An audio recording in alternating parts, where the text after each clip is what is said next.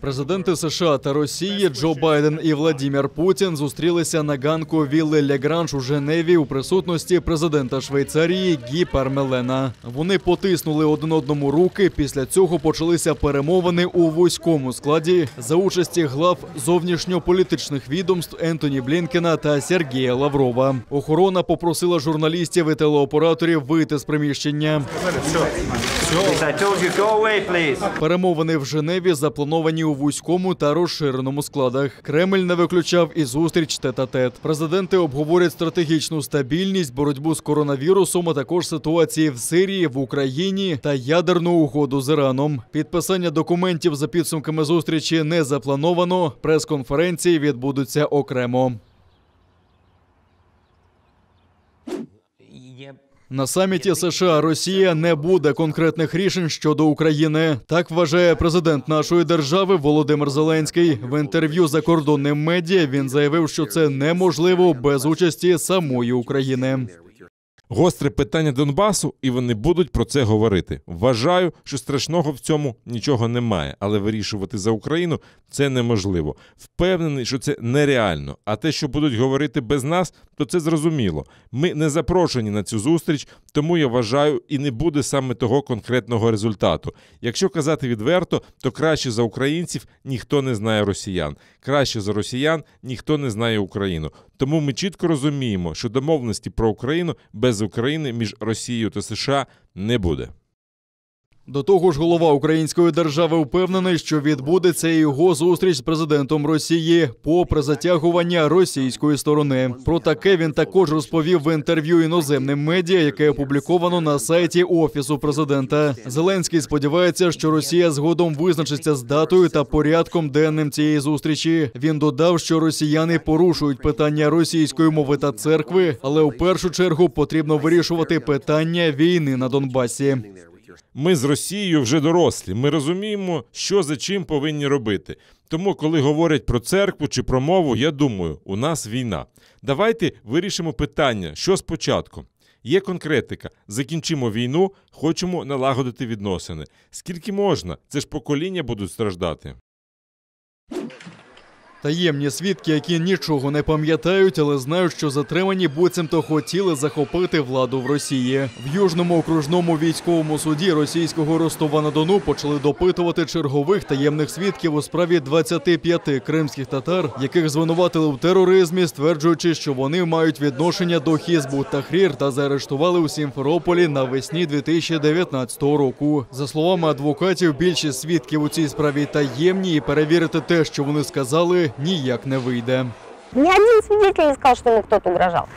Вот. Ну, мне отсюда говорит, да, нормально, так пусть будет, пусть они будут секретными. И вот сегодняшний секретный свидетель, он, как обычно, значит, рассказывал о том, как он ничего не помнит. Но, конечно, все являются членами Хизбут Тахрир, и, конечно, они все хотели каким-то образом свергнуть власть, только каким непонятно, планов особых не было, кто там с кем общался, он тоже не помнит, он вообще мало что помнит, но вот именно эти конкретные подсудимые, он их очень хорошо научился называть, и по именам, и уже, по-моему, по фамилиям, что вот это они были среди организаторов, мушрифов так называемых 4, и один Фарход Базаров был хизбем. Вот. Но при этом никакой конкретики. Мы не можем проверить его показания. Покарання через невиконання розпорядження судового виконавця. Щодо Ярикула Давлатова, який поїхав до Южного окружного військового суду підтримати засуджених там кримських татар, склали протокол, а дружині в'язня Фархода Базарова Фатімі Яниковій видали попередження. Давлатова звинувачують в тому, що він під час судового засідання знаходився в будівлі суду. Протоколу не були учтені його права. Права разъяснялись на русском языке, и Ярикул Ага сделал пометку о том, что права на русском языке ему непонятны, что ему необходим переводчик, это, собственно, то право, которое было указано в протоколе, а также просит рассматривать данное административное дело по месту своего проживания. И все эти замечания он сделал на крымско-татарском языке. Боротьба зі слухачами суду. Біля окупаційного Київського райсуду Сімферополя, де мали розглянути скаргу Сохіби Бурханової на протиправні дії слідчого комітету Росії, зранку комунальники почали поливати місця, де традиційно збираються слухачі. За кілька годин вилили кілька тонн безцінної для Криму води. На питання людей, для чого це потрібно, комунальники відповіли, що отримали такий наказ.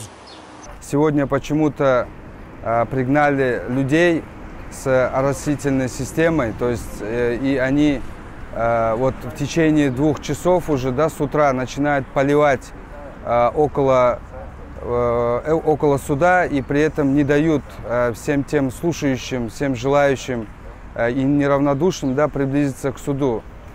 На вопрос о том, зачем оно надо, хотя вроде бы вчера целый день поливал дождь, они говорят, нас, оказывается, попросили об этом. Но стоит только догадываться, ну, зачем это надо было, когда и так, в принципе, в Крыму и воды не хватает.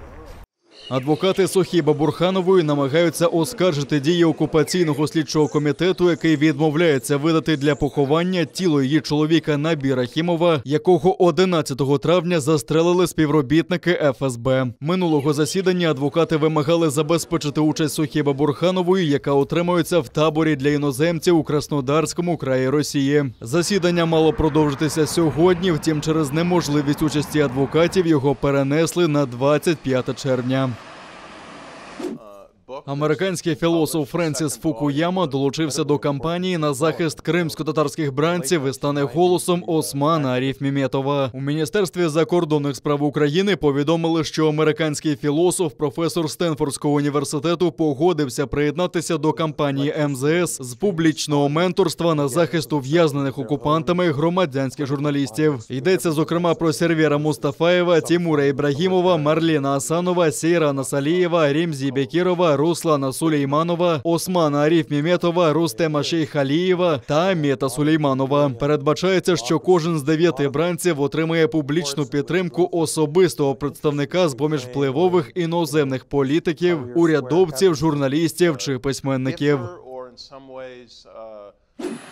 Українку з 7 дітьми вдалося повернути з сирійського табору Родж. Родину спецрейсом доставили до литовища Жуляни у Києві минулої ночі. Відомо, що жінка покинула Крим після окупації та переїхала до Львова, а згодом до Сирії. До процесу повернення долучилися фахівці Головного управління розвідки та Міністерства закордонних справ України. Це стало можливим, зокрема, із-за підтримки влади іракського Курдистану, яка фактично забезпечила транзитний коридор для вивезення громадян України через Ірак. Біля трапу українських громадян зустріли міністр оборони України Андрій Таран та заступниця міністра закордонних справ Еміне Джепар. Після перевірки правоохоронними органами родині поновлять українські документи. Дякую дуже всім, що нас повернули з дітьми на родну Україну. Всім сотрудникам, які працювали і допомагали, теж огромне спасибо їм. Це вже не перша така операція. Якщо ви пам'ятаєте, 31 грудня минулого року ми також зустрічали наших співвітчизників тут, в Україні.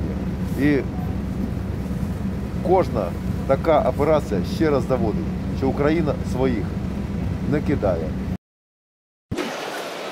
Новітні безпілотники, високоточні ракети, броньовані всюдиходи, снайперські гвинтівки та безліч електроніки. 300 компаній з 13 країн світу презентують свої досягнення на виставці «Зброя та безпека» у Києві, яка стартувала напередодні. На окремому стенді українські броньовики «Новатор» та «Варта», оснащені мінометами та вбивцями дронів. На сегодняшний день очень большое развитие имеет беспилотная летательная техника разных классов. Разведывательные, дальние, ударные, камикадзе.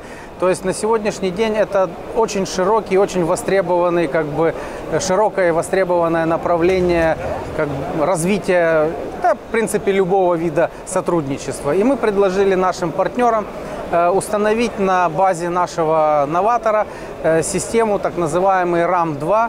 Это баражирующий боеприпас по принципу камикадзе.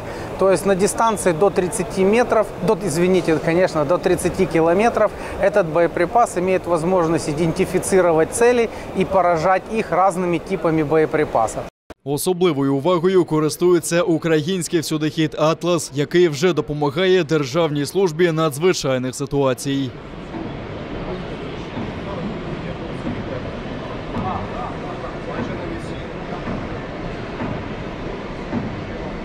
Ще одна новинка – безпілотний ударний гелікоптер, також українського виробництва. Інженерна група півтонного апарату складається всього з 70 людей. Гвинтокрил може виконувати завдання в радіусі 80 кілометрів. Ця система працює по наземним рухомим цілям, по легким надводним цілям, скажімо. Він працює по стандартним, скажімо так, штатним системам керування, ПВО і так далі.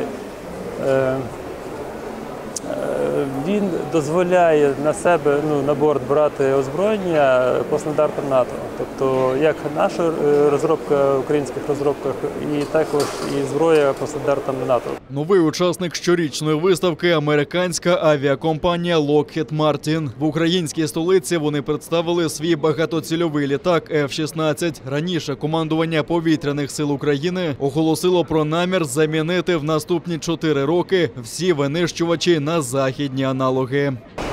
В першу чергу це означає, що західний виробник зацікавлений у виході на наш ринок.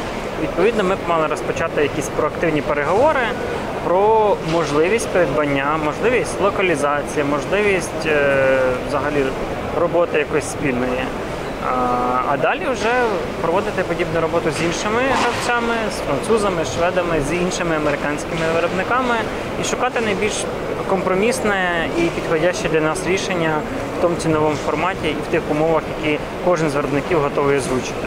Втім, чи не найпопулярніший на авіаційному стенді ударний безпілотник Ace-1. Ця перспективна розробка української компанії Ace має 11 метрів завдовжки, 8,5 завширшки та важить 7,5 тонн. Апарат здатен підійматися майже на 14 кілометрів та працювати в радіусі 1500 кілометрів. Розробники заявляють, що багато компонентів для безпілотного апарату вже виготовляються серійно для інших літальних апаратів. Якщо ми серйозно хочемо ставитися до власної системи повітряної безпеки, повітряного простору національного, то маємо мати засоби протидії ударним штурмовикам чи розвідувальним безпілотним системам. І саме таку машину ми сьогодні презентуємо, яка націлена в першу чергу на захист повітряного простору і знешкодження розвідувальних безпілотників супротивника за рахунок великої швидкості, системи низької видимості та серйозної потужності зброї, яку цей апарат може нести. Майже 1 тонна. Це і керовані авіаційні бомби, і ракети, повітря-повітря, повітря-земля. Особливо прискіпливо новітні зразки зброї розглядають військові. Тут, зокрема, представники Міністерства оборони, Національної гвардії, прикордонники та інші. Деякі зразки вже активно використовуються на Східному фронті та біля адмінмежі з окупованим Кримом. Тут і ухвалюються угоди щодо майбутнього підсилення українського війська. Бойовик російських окупантів хотів здатися Збройним силам України поблизу Катеринівки, що на Луганщині. Про це повідомляють у розвідці. Перетнути лінію фронту дезертиру не вдалося, його застрелили свої ж співслужбовці. Били окупанти і по українських позиціях, зокрема неподалік Південного, відкривали вогонь з протитанкового ракетного комплекса. А біля Новгородського, Невельського та Новотошківського з гранатометів різних систем. Провокації окупанта вгамували вогнем у відповідь. Російський безпілотник Орлан-3М також намагався перетнути лінію фронту, але був вчасно знерухомлений. І вже сьогодні зранку ворог двічі порушив тишу. Зокрема, поблизу населеного пункту Авдіївка збройні формування Російської Федерації обстріляли наші позиції з автоматичних станкових гранатометів. Неподалік Зайцево ворог вів вогонь з мінометів 82-го калібру. Бойових втрат серед особового складу Об'єднаних сил внаслідок ворожих обстрілів немає. Про всі факти порушень з боку російсько-окупаційних військ українська сторона СЦКК повідомила представників місії ОБСЄ. А біля адмінмежі з окупованим Кримом тренувалися танкісти Збройних сил. Підрозділи відпрацювали швидкісне водіння бойових машин та подолання різних перешкод, зокрема і мінно-вибухових загороджень та мостів. Екіпажі рухалися колонами та розгортали бойові порядки під димовою завісою. Згодом виходили на передові рубежі. Командувач Об'єднаних сил Сергій Наєв зауважив, що саме раптовий вогонь з прихованих позицій завдає ворогу найбільших втрат та створює суттєву перевагу в бою. Мінреінтеграції запустило онлайн-марафон по наповненню Вікіпедії статтями кримсько-татарською мовою. Він розпочався 15 червня і триватиме до 15 липня цього року. Проєкт відбуватиметься в рамках концепції розвитку кримсько-татарської мови у співпраці з громадською організацією Вікімедіа Україна. Організатори запрошують до участі в ньому представників кримсько-татарського народу і знавців мови, особливо тих, хто проживає в окупованому Криму. Марафон відбуватиметься за двома категоріями. 1000 статей, які повинні бути у всіх мовних розділах, 100 статей, пов'язаних з Україною, Кримом, кримсько-татарською культурою, традиціями та історичними персоналіями. У Мінреінтеграції поставили за мету створити нові і поліпшити вже існуючі статті Вікіпедії кримсько-татарською мовою. За 13 років вона перетнула позначку понад 10 000 статей, але в мовному розділі є ще багато ключових тем, які не висвітлені. Багато статей про базові поняття відсутні або дуже короткі. Усі учасники марафону можуть поборотися за призи та пам'ятні сувеніри.